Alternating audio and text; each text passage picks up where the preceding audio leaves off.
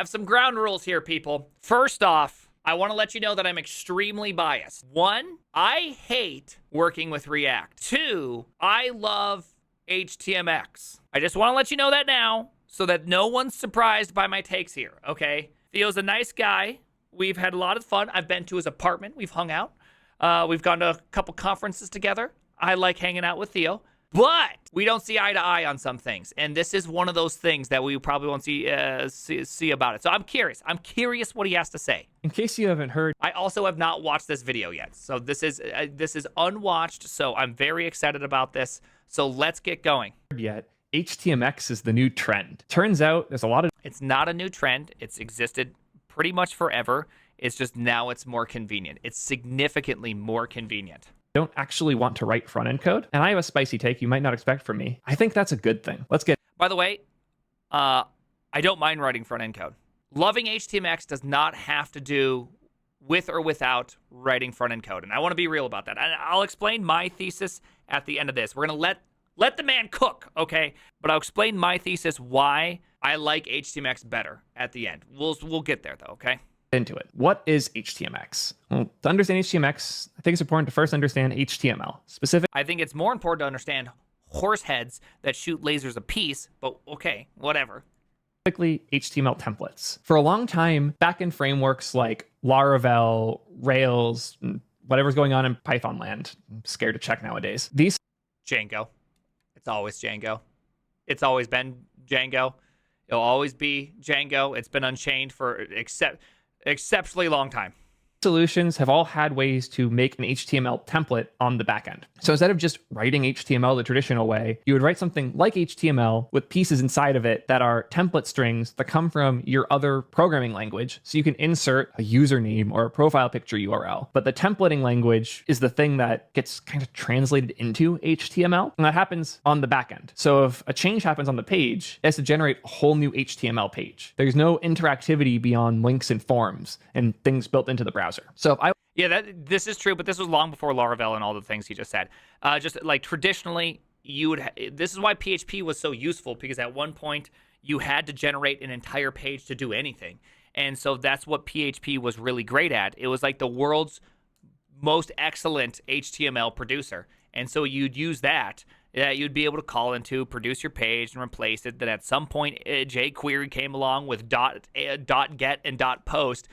.ajax with an object that says post or get, and it just changed your life, right? And then also now you have to start producing fragments, right?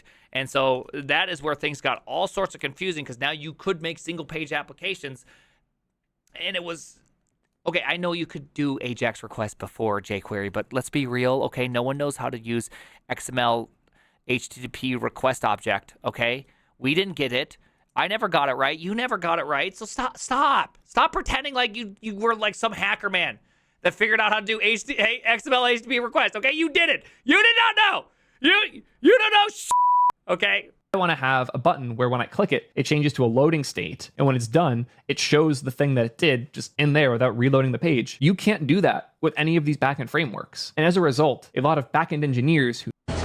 Welcome to Costco. I love you. I forgot to turn off alerts. I work at Netflix, by the way.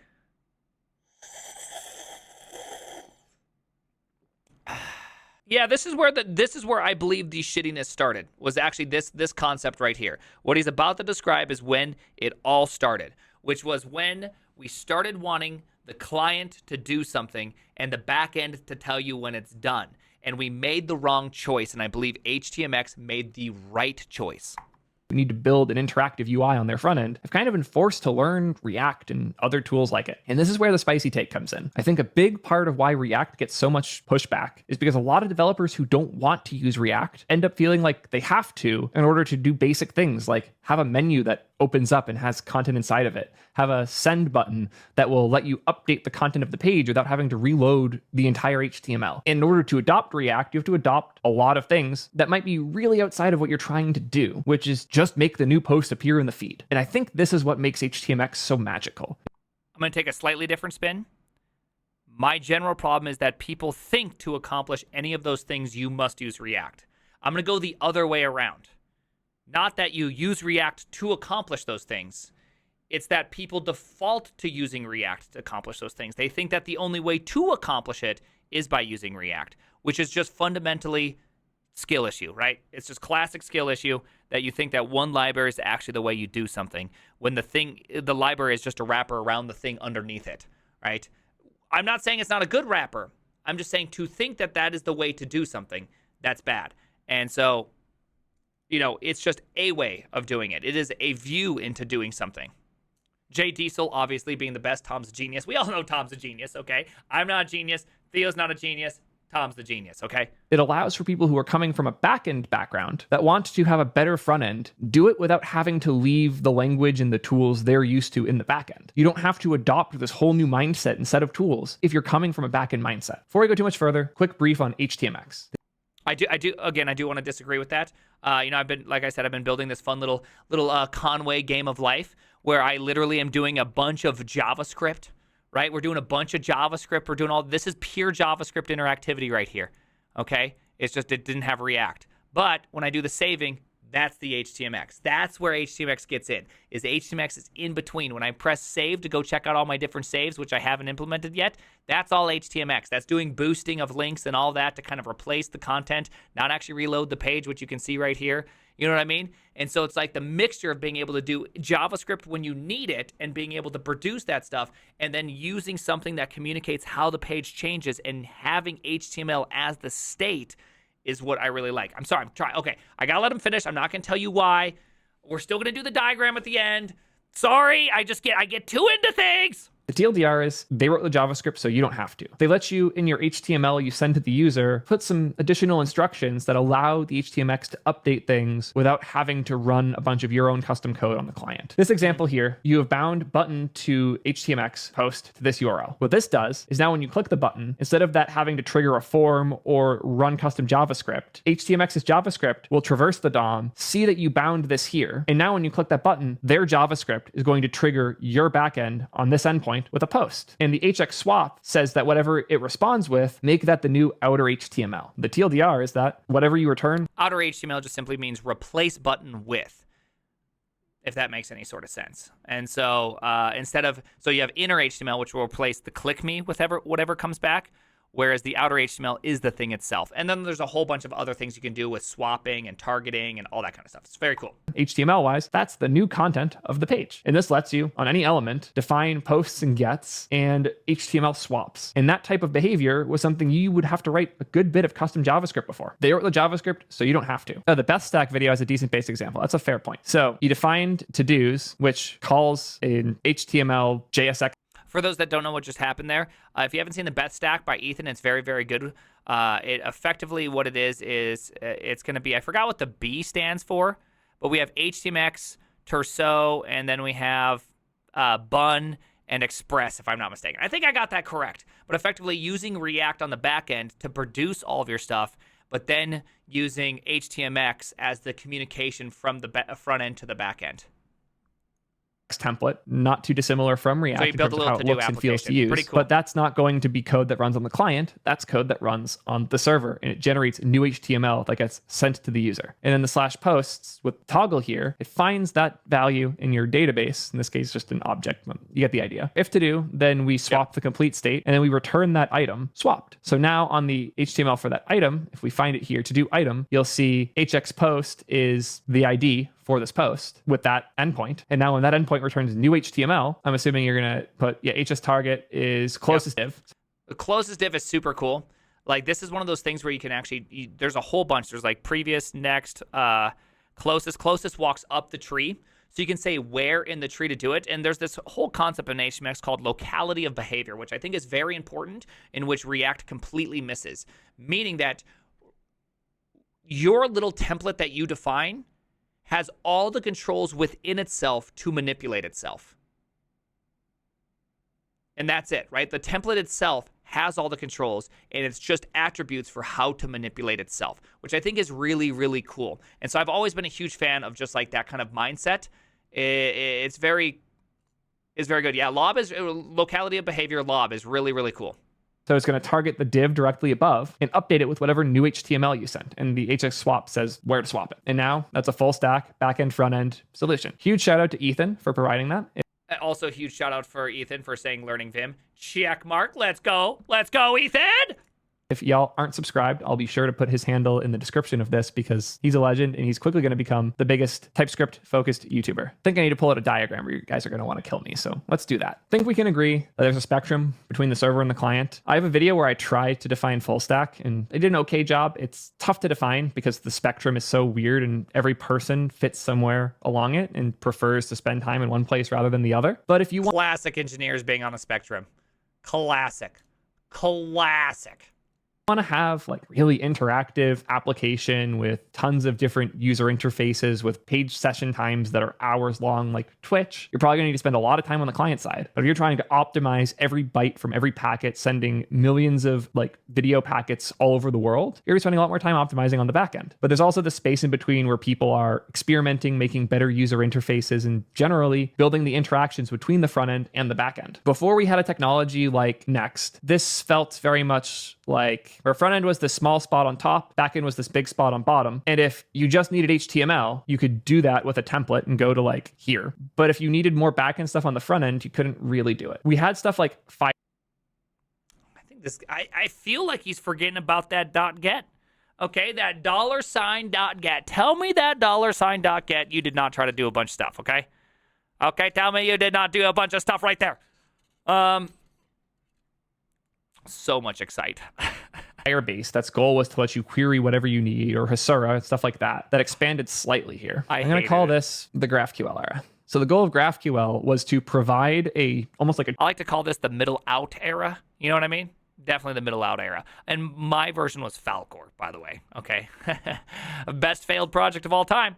Translation layer, like a standard between the back end and the front end for how these things interface with each other. And this was how we decided we would build applications going forward. You'd have a back end team at your company, you'd have a front end team at your company. The front end team would never touch the back end team would never touch the front end, and you had GraphQL, this thing in the middle that would be the translation layer. Before that, I've never worked at a company where this is true, I guess. Every company I ever worked at, it's always been like front end doesn't just do front end, but we also do like the middle end. Middle end being the place that like maybe we have it like at Netflix they use when I used to write stuff for the front end, we'd have an API service gateway. So I'd call into these services that would eventually turn into requests to others, to the actual other microservices at Netflix, by the way, just in case you're wondering. Just if there's any questions about where I work.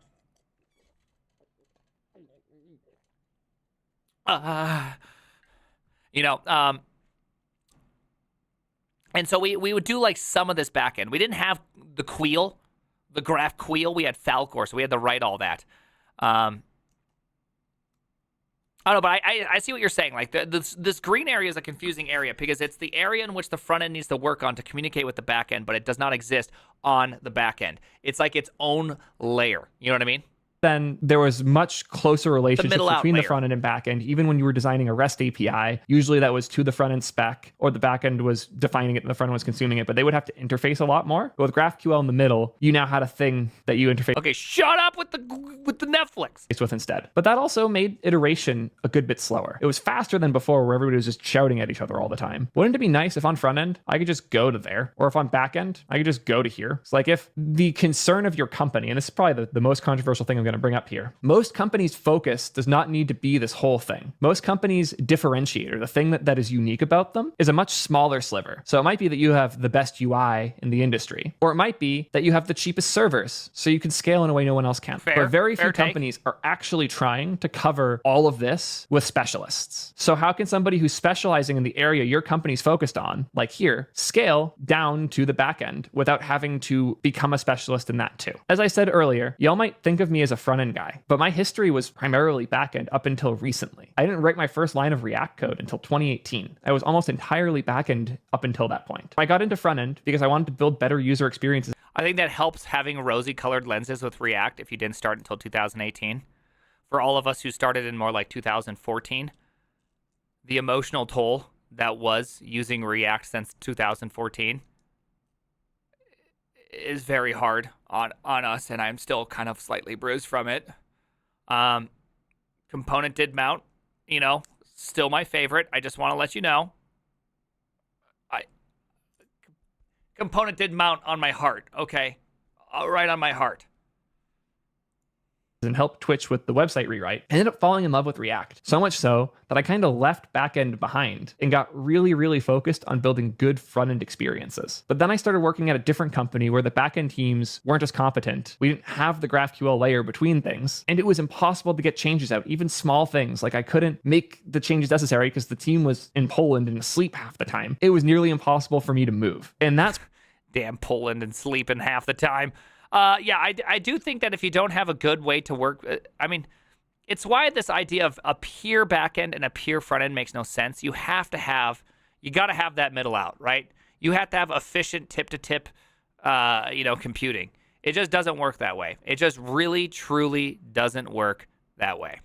where Next.js came in. I'm going to copy this diagram here and go back to the old way. So what I was building required a really, really good interactive front end because it was a music group listening app. It was people hanging out in a room together, listening to music together with little avatars and was shit. that FM You need to feel like an app. Wait, hold on. Syntax It was a FM? page No. that you were supposed to spend hours upon hours. What, it was FM.TV? Do you remember that? What was the thing called? Did Theo work on that? That thing was fun where you could be DJs, right? It was like something FM dot whatever. Turntable.fm. Did Theo work on Turntable? That was really fun, dude. I'd get down on Turntable. Oh no, he couldn't have, because that was 2011 or 2012 that I was going hard on Turntable. And he said he didn't start on the front end until 2018. Okay, yeah, so it couldn't have been that.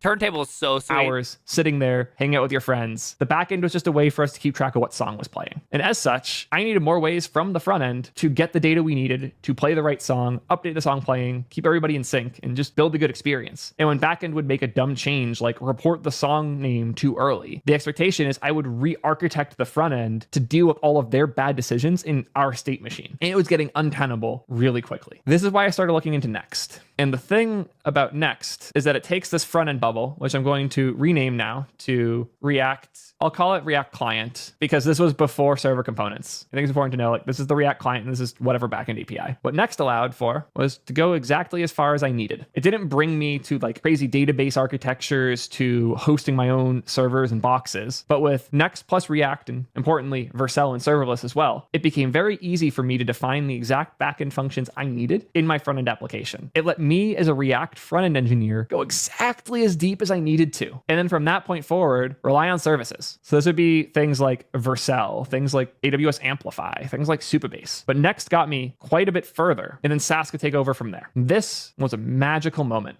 to suddenly not have to think as much about all of the things we needed to build a good application, to build a good experience for our users, and to not need a dedicated backend team with like 8 engineers we were paying way too much money, and they still couldn't keep up with one Theo on the front end. So once we also had a Theo going exactly far enough into backend, and then 3 services that we would rely on top of it, suddenly we could build and iterate the right thing for our users much faster. And this also meant I was becoming more a backend engineer. And honestly, I still consider myself more backend than front end, especially after Next, because I spent all my time thinking about infrastructure and services and how. By the way, I'm trying to let you guys all take this, right? I want you guys to all take this in. I'm trying not to add too much flavoring here because I think this is really good to understand his perspective on how he arrived to his conclusions, because I think it's very easy to miss this line of thinking. I totally understand this line of thinking. In my head, this makes a lot of sense. To orchestrate these things in a way that makes it easier to build and iterate on our applications. And this is where HTMX comes in. I'm going to copy paste this top half one last time. Before React, backend already could kind of do this with the templates. It could go a little bit further. But as soon as you needed interaction, you would have to pull something like React in to have your page that had content automatically update. There were tools like Livewire and Turbo that would allow you to send HTML down to a small JS bundle on the. By the way, I know right now, Ryan Winchester, very angry right now. Ryan Winchester's like, you have mystified Livewire! Like, I could feel it. I could feel it coming in. It's okay. It's okay. The app to rewrite whatever content was on the page as though it was doing an application style like update, even though what it was actually doing was sending a whole new HTML file from the server. This is how things like GitHub work. This is how things like the hey.com email app work. And as good as it can be to have everything based on your backend, it's still rough because you have to wait for the entire content from the server before you can change anything on the client, because the client doesn't know anything about how the user interacts. It just sits there waiting for the server to send HTML. And this is why if you try using the hey.com email app in like Australia, it runs terribly. Rich Harris has a bunch of content about this. All of his talks recently especially talk about how important it is to have good interactions on the client for this reason in particular. So with just HTML templates, you can probably get this far. With Turbo or Livewire or Live View in the Elixir world, you can get like this far. Goal of Ryan, calm down wherever you're at. Ryan? HTMX is to get so far that you don't really think about React as much anymore. If you're just trying to build an intense update experience where the average piece of content on the page changes a lot, you probably want to write custom JavaScript for that still. But the goal of HTMX, I'll just put this on the bottom here. The goal of HTMX was to extend the server so far that if your application's goal was to spend to here, previously, this range would have included React in it. So if you wanted to have your application specialize and be a good experience in this range, doesn't matter how good you are at backend, you kind of felt like you had to adopt React or something like it. And the result was a lot of developers who didn't want to use React falling into this zone right here and getting stuck with React. And your secret with React is that you're always angry. Reasonable. All right, we let the man finish cooking, okay? And that's the thing that makes dish. me so excited about HTMX, is that this box right here is full of backend engineers who don't want to be here, and they hate us for it. The same way many engineers, especially like me pre-Next, they hate I us hated when I had to 'cause they fight with the aim us. team to make change happen in this little box here. It was miserable because this is not where our company's differentiator was. Our differentiator was in this area, and I was stuck here in order to make things work. And when I could SAS this part off and Next.js this part off, all of a sudden I could focus my effort where I cared about, which was here. HTMX is doing the same thing from the opposite side. It's for developers who want to focus on this part. They want to make really cool backends that serve things really well. And they want the user experience to be good enough, but their focus isn't the animation on every menu. Their focus is providing a good enough user experience. And HTMX makes it so they don't have to adopt React to get there for a lot of things. And that's really cool. So what do you think? I know a lot of my audience is more front-end focused, but backend's cool too, and I think this will allow us to get along better with backend engineers. I really feel like a lot of the hatred towards the tools and the people on the front end side comes from a disdain for having to use these things to solve what are perceived as simple problems. You shouldn't need to adopt React to update one item in a to-do list. Which you don't need to. Just to be completely fair, you don't have to. At all. HTMX solves that problem really well. I think the same way Next makes it so we don't have to bug the backend engineers as much, HTMX makes it so the front-end engineers don't have to be involved when you're making a decent UI for your complex service. I see a very exciting future for HTMX. It does feel like the natural evolution of the old Rails era. What do you think? Are you more backend or more front-end? Is HTMX interesting to you, or are you going to stick with Next? Tell me in the comments. If you want to learn more about how I use Next incorrectly for more backend type stuff, I'll pin a video there all about that. Thank you guys as always. Peace, nerds. Okay, so first off, remember, me, the React hater, what do I think is very obvious. I think that there's a false dichotomy there. Obviously, it's not React or HTMX. I think that there's plenty of other things you can do in the front end that don't involve it. But let me tell you why. Okay, I'm going to take a completely different approach and kind of explain how I view the old HTMX world and why I think it's good, which I would take my view of it very, very differently. And this derives from my frustrations. Notice that his like how he why he thinks I'm not even sure if that's the word, if you can past tense derive, derivated, his frustrations was because of his perspective on where the things were very upsetting for him, right? And mine are going to be the exact same things, but different. By the way, Ryan Winchester really needs to get this out. Live View, TLDR, all the dynamic elements on the page have an index. Live View pushes over WebSocket. Only the data that changed, not the HTML this change, and then it's patched live. All pushed from the server at any time. Doesn't need to be initiated by the client. Okay, yes. Okay, so it's more of like a two-way binding as opposed to a one-way binding. HTMX also has the same thing. It also has server events and things that can be pushed from the server directly. Like you saw it with, if you go onto twatter.com, which is now known as zotter.com, and we search and we look for Bad Cop. If we go to Bad Cop, check this out right here.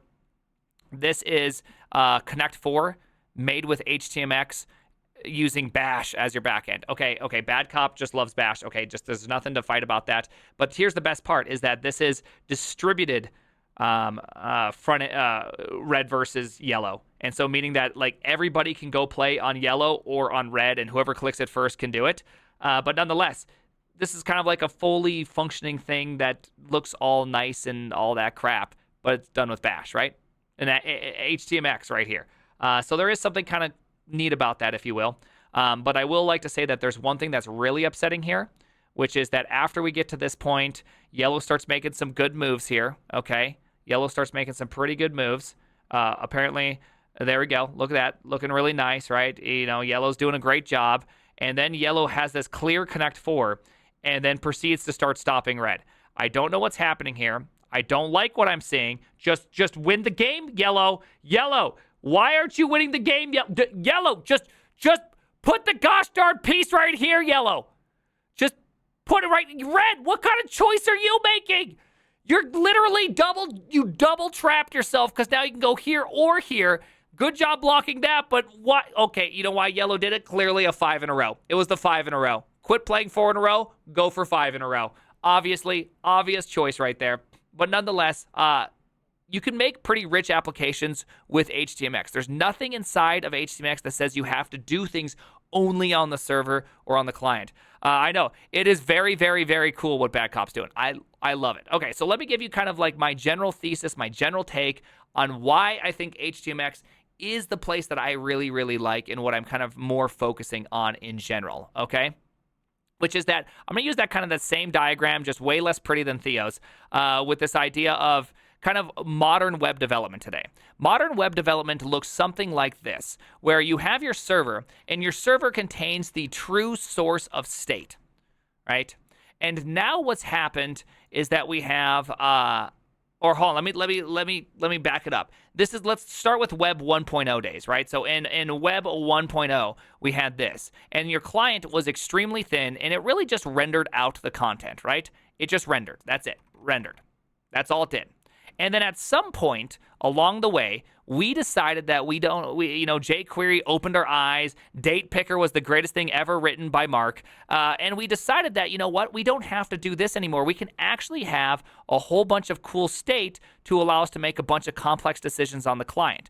And so what ended up happening is we actually had two forms of state starting to be created. We had this little front-end state, which represented the back end, but it's like a not up-to-date or not complete view. It's just what the view is we think it is. Like that's it, right? It's just what do we think the server has? And this is from getting responses in JSON. So what ends up happening is that your server starts communicating in such a way where we're using an intermediate format to describe what the client should do, and the client now needs to keep that state and react to it and keep it over a long period of time. And typically this was done by JSON. I think there was a small period of time where we made horrible life decisions and used not JSON.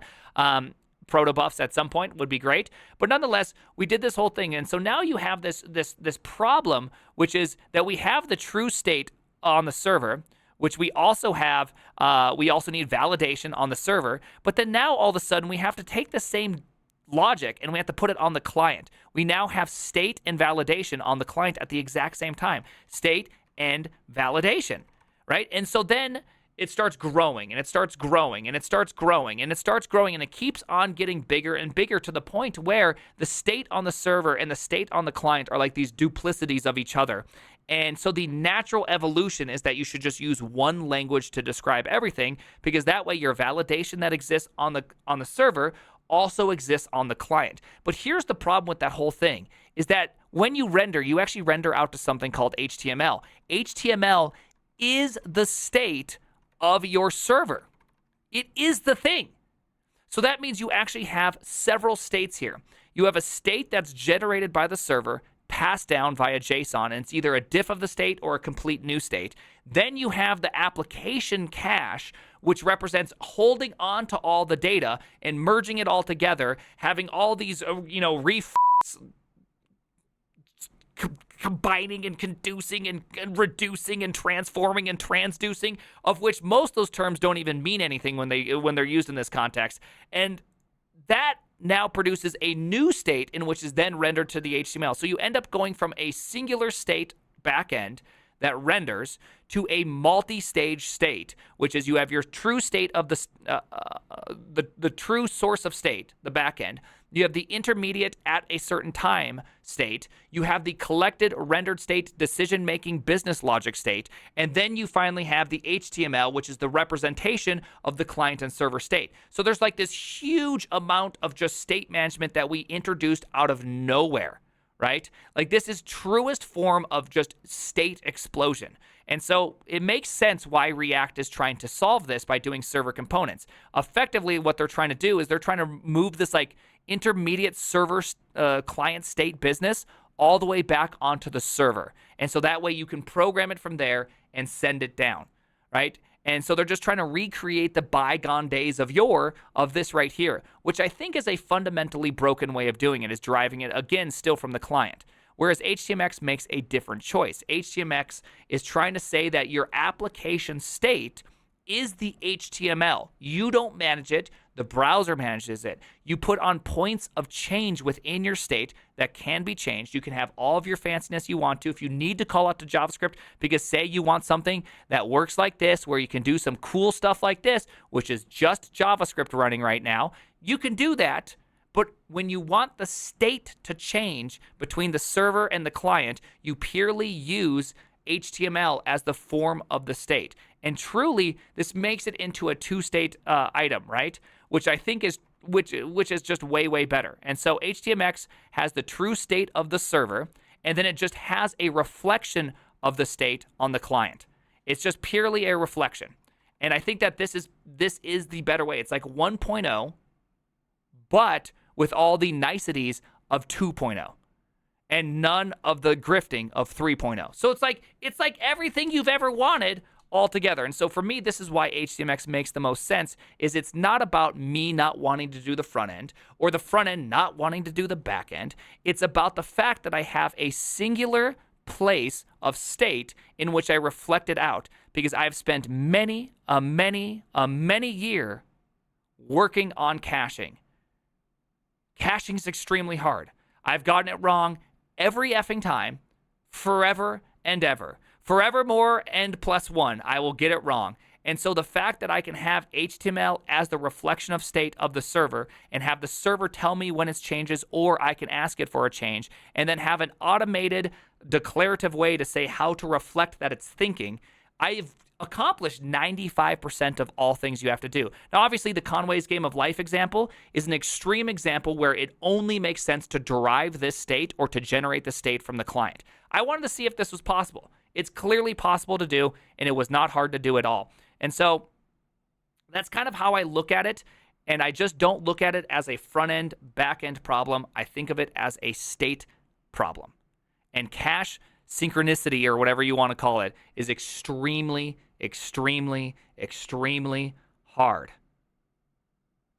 And so I just prefer the HTMX way, right? Which is to reduce the amount of places in which you make business decisions, reduce the amount of things, because that's the thing, is you can use React on the server to generate all this.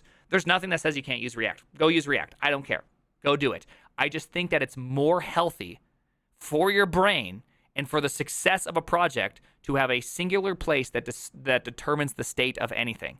And you know how I know that this is completely successful is that we can have real-time video games sent down. The entire state can be created on the server, maintained on the server, and played on the server, and you are just simply experiencing that server and interacting with it. And so HTMX, in some sense, is like programming a live video game, where your back end makes the decisions, your front end is a reflection of that. And obviously, there is going to be some lag, but the real deal is whenever I hear this, like this argument right here, I'm not saying a parkour, it's not just you, but like the idea that, oh, well, what about offline and what about all these things? First off, offline is hard in anything. Offline is incredibly hard no matter what you do. No matter how you program it, no matter who's programming it, offline is effectively impossible, right? It's just like it's just the worst thing in the universe. And so when you have HTMX, offline doesn't make any problems. When you want to update your state, when you want to delete an item, all of that, every last bit of it, is 110% required to go make a server request. And the state that is updated is a reflection of the server. That is why in today's world, what you get is the worst form of it. And this is kind of like, I think this is actually a capstone point. Here, I'm going to do this again. This is why it makes total sense, is that in our today's app, what we do is that, let's just say we have a to-do list with a delete button, right? And you press that delete button. What ends up happening here? Well, first, we send down your list of items. Okay, fantastic, awesome. I like seeing that. Makes me happy. Makes me all very, very excited. Did I get that? Where is the arrow at? Am I doing the arrow correctly? I don't know why I can't do the arrowheads. Give me the arrowhead, right? Okay, apparently I can't do arrows. When I click this button, I do two things, right? I greedily delete the item, right? I delete the item and reflect future state, or maybe better to say generate future state. Then I actually make the request itself to the server. If the server screws up, that's why you get these dumb little messages that look like this, that look like sorry, couldn't do that, but your state's gone, right? The elements have been deleted. They don't show up anymore. You're confused. Did you delete it or did you not delete it? It's like this whole problem because now you've generated these multi-layered caching, and caching is impossible. So what do? You have to refresh your page to see if your thing was actually successful or not. Whereas with HTMX, you don't generate future states. Instead, you can say, let's disable that to-do item. Let's gray it out. Let's put something on top of it to say, hey, we're working right now. Oh, it wasn't successful. Ungray it. Put the error message. You can now try it again. You can now try to redelete. You now have the state all still in your application, and it's still a perfect reflection of the server. It never deviated because it didn't make business decisions on its own. It simply did what it does best, which is saying, hey, interactivity needs to halt. Hey, we need to display that we're doing something. We need to let you know that we're working. And at the end of the day, it wasn't successful. Here's your error message. Here's your to-do. You don't need the refresh. Good luck, sir. Try again. Right? And that's why I love that kind of stuff. I love that kind of stuff because it's way better. These future state generators that are today's modern applications are horrifying. They're always out of sync in some small amount, and they're just like the world's worst thing ever. Okay, then what's different from Web 3.0? Oh, that was me just making a joke about blockchain and grifting. I thought it was really, really great. Yeah, it's incorrect error handling. I know, but error handling becomes an impossible problem, right? It's really, really, really, really, really hard. Yeah, but 99%, yeah, I know, but that's the thing is, Sam King, you can still display that it's deleting. You can still put a gray thing over it that people know that it's deleting. Like, you don't need to actually remove it. There's no benefit to either the person or the other side. And I would argue that removing it and then displaying an error message is 100 times worse than showing something grayed out with a little throbbing bar than actually removing it and being wrong. 100 times better. 1,000 times better. 1,000,000 times better. Right? It gives you more information and you understand more about what's happening. A throbber. A throbber is the thing that throbs. You could totally disable the item using React until you get the confirmation deleted. You totally can, but again, look at what you're doing. You're handling the world's, like, you're handling state transitions. And the problem with this is that you have to do it everywhere. And you have to do it in this really annoying fashion. Like, this is actually a really hard problem. It's not trivial. You know what I mean? It's not trivial, and it's very easy to screw up.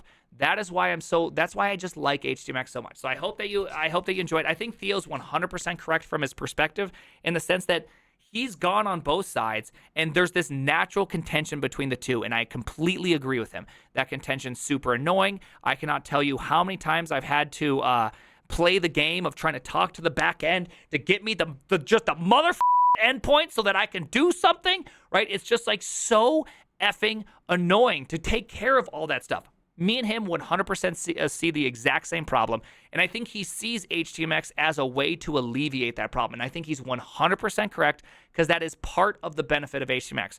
But my full belief is that HTMX benefit has nothing to do with that, and it has everything to do with state management. State management is the truest, most purest form of where all of your problems come from. And if you can reduce it down, development just gets fundamentally easier. Completely. And TJ is also trolling. Classic TJ. So I think Theo's right. But I think that it's just part of the view. That's all it is. I think that I'm truly saying the full view. All right. So TJ, you're saying I may have missed some things. I'd love to hear it. Yeah. So one, you never use HTMX as an acronym, so that just triggers me and HTMX the framework, obviously. Well, I cannot believe what you just said, by the way. What you just said, you're going to get unfollowed by him. You know that. If you call him a framework. I don't want to get unfollowed. I'm friends with him. Oh no, don't watch this video. But it's going to be a catch-22 because I'm going to use HTMX and say why it's good, right? Yeah. So like Can you please define HTMX so that way people understand? So it's definitely along the lines of what you were talking about, right? With this idea of like only the back end has the state, right? Mm-hmm. And like the front end is just a representation of the state. Yep. Which I think is like, I was trying to describe like HTMX without saying it such that it makes sense to anyone that's hearing it. And HTML is the reflection of the state. Right. So that part is really, really good. And I think people can understand why, like conceptually, having the state in one place instead of two feels good. Right. And like you run into a lot less problems with a lot of stuff. But the other thing about this idea, HTMX is hypermedia as the engine of application state. So it's not just about the like state being on the server, but the things that are sent to the front end are the only available actions that people can take, right? So suppose you're not logged in, then the same like path in your code or whatever that's going to generate the template, it'll check if the user's logged in and it'll make different buttons if they're logged in versus not logged in, right? And so what's really cool is you don't have to sort of encode all of the options that you need to manage in some like JSON blob, right? And then the front end like gets that JSON blob and says, oh, okay, cool. Now I have a bunch of JavaScript that's going to turn that into random stuff and like do all these things, blah, blah, blah, blah, blah, right? It's instead that you only send to the front end the actions that are available to the user, right? And so that actually also simplifies a bunch of stuff because you don't have to have your like API contract between front end and back end be like, okay, so this JSON blob where I said that logged in, really that means in like, okay, we now have like 35 different words we all have to agree on. We have logged Never in, works. it's log in, it's well, yeah, logged that has its out. own problem. By the way, have you mean... ever used Coinbase API way back in the day? They no, spelled I never used cancel, API. the cancelable or whatever it was, canceled with one L instead of two L's. And so it's just like that just gets you permanently. You're permanently broken because it's never spelled correctly. Yes. But I'm saying you don't have to encode all of that state into some JSON blob. Every time the front end needs a new piece of data, you have to make sure that the back end now adds that piece of data. Now you can use that. Oh, we changed what this data means. So that means you actually need to display something different. You don't do that. You just like construct what you want to send and you put that on the front end. And that's the idea, right, of hypermedia as the engine of application state, which is really like, oh, I don't give you a button to delete something if you're not the owner of that thing. Obviously on the back end, we still have all the validation. Yep. Right. Like yep. you can't just delete someone else's thing, but you can use literally that same code. This is like the argument you always hear on the for like, well, why do we need a full JavaScript stack? Everything has to be JavaScript. We got to share everything, blah, blah, right? Because like, well, I don't want to write these things. Well, yeah, but okay, what if we just only wrote it once on the back end? The one that really matters, because it's gonna put it in the database. Yeah. Right. And then we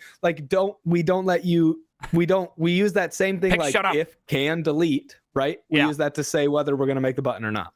Yeah, so I tried to say that without saying all those complicated things.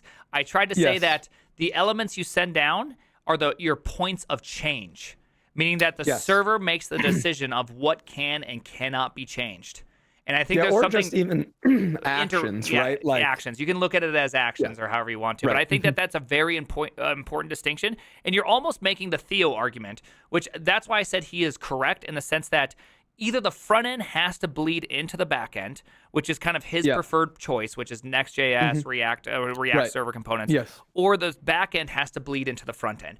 Somebody has to make that gap, because that middle land where you're just trying to constantly like waiting for the back end to do something for you to get it has always and historically forevermore will be the worst possible place to ever be in the universe. Like it's just a horrible place to be. Right.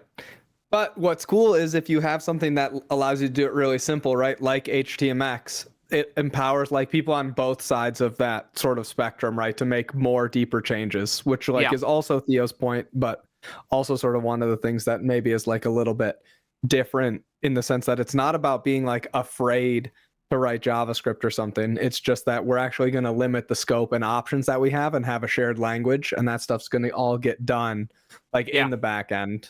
Which I think is nice. Yeah. It really comes down to the point of you need to qualify why JavaScript makes sense in this specific instance. And that's why I've gone back to this game of life thing multiple times, because I think that's like the best qualification is like that's clearly a highly interactive like experience. If you try to change anything about that, it would make no sense for the server to drive that. It would just make zero. Right. So therefore, this makes perfect sense. And so this is why you can define when JavaScript's good.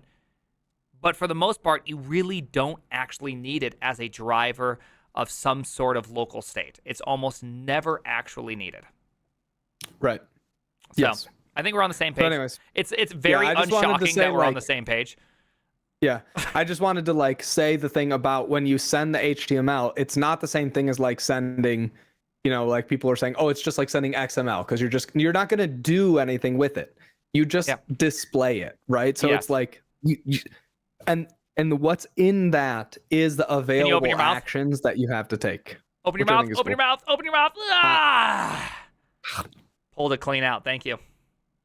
Also, thank you for the fork. Oh, yum. I know I'm watching on stream delay, so I see like 3 seconds behind. Okay. Well, hey, no, I like that. That's a good clarifying point, which is just really, I do like emphasizing that it's the server defining when things happen, because you got to really think about that. If the server didn't just send you down a to-do with a delete button or without a delete button, it's going to send you down a piece of information that denotes whether you should or should not have a delete button. And then you still have that same template, whether it is, I mean, React JSX is just templating. It's just templating inlined in JavaScript. That's all it is. It's just, that's it. And so you're still making the same decision. You're just offloading it to the client, where the client has to gather the state, massage the state, and then determine how to use the state, which just is several extra steps.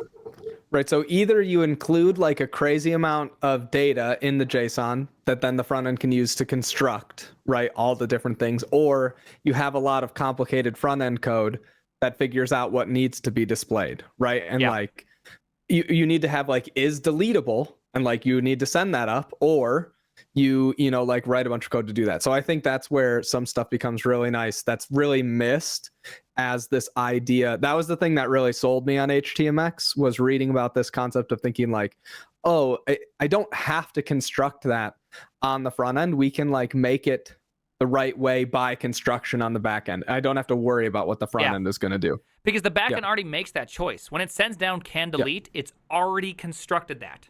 So that business logic that exists for can delete now has to be rewritten in a different form for the viewage form. So it's like, it's kind of one of those things that's just super funny about how you do duplicate the state everywhere.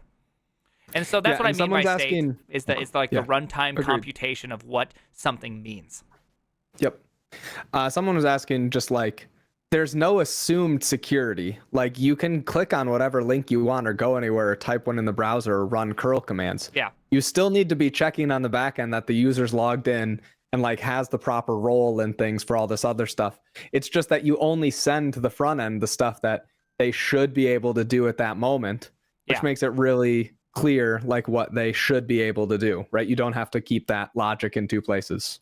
Yeah. And the whole XSS thing that we see, people say this a lot, HTML/template and go. Boom. You just solved like your problem. all templating libraries will make it very difficult for you to just put random HTML elements and user input and throw those places. That's a bad strategy. Just don't. Yeah, if you just raw dog HTML, you're probably gonna make a. You are gonna don't make templates. Yes. Okay, let somebody else make a template. They're just better than you. It's okay. We've all made that mistake. Yes, just use the one that exists already. Yep. All right. Cool. Hey, I really appreciate this. This was Okay, fantastic. sweet. By the way. See Bye, ya. TJ. Hey, Bye, TJ, chat. do you stream anywhere? No. Oh, okay. Didn't realize that, huh?